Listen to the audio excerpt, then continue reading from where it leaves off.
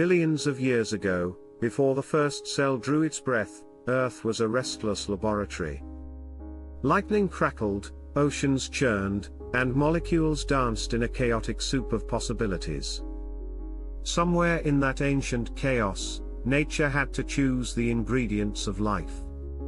But why, out of countless possibilities, did it settle on certain molecules, and not others? Today, life's molecular architects are enzymes, skilled at assembling the intricate chains of RNA and DNA. But back then, before biology even began, no such tools existed.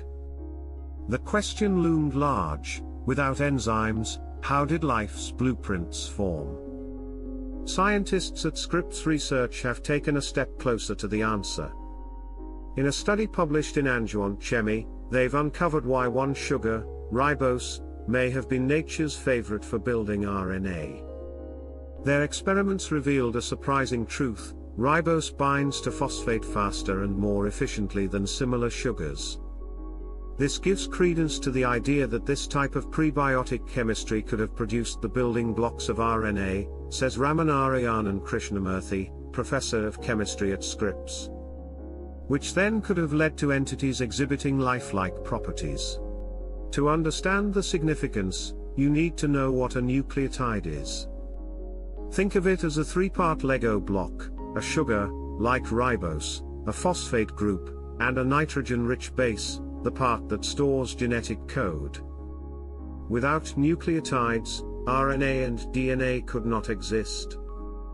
And at the heart of making a nucleotide lies phosphorylation, where the sugar links to phosphate. Krishnamurthy's team already knew that ribose could undergo phosphorylation with the help of a molecule called diamidophosphate, DAP. But could other sugars do the same? And if they could, why did ribose win the evolutionary lottery? To find out, the researchers pitted ribose against three chemical lookalikes: arabinose, lixose, and xylose.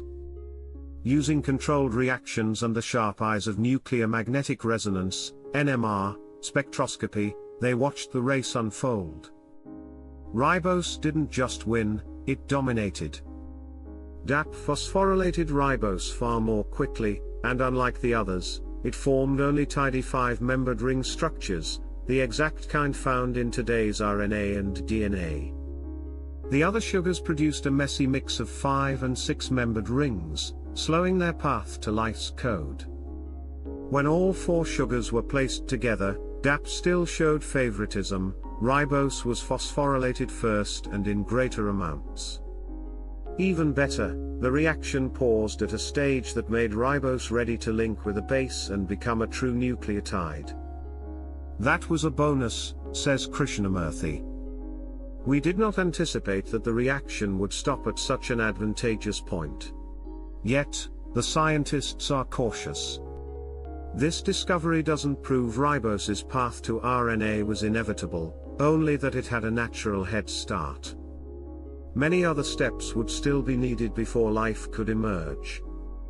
The next big question: whether this ribose phosphate chemistry can happen inside primitive protocells, tiny bubbles that may have been life's first homes.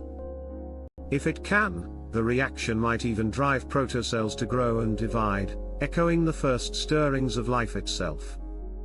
Would you like me to also give this same piece in a slightly more dramatic, science documentary tone so it reads like a narrated short film? That could make it even more immersive.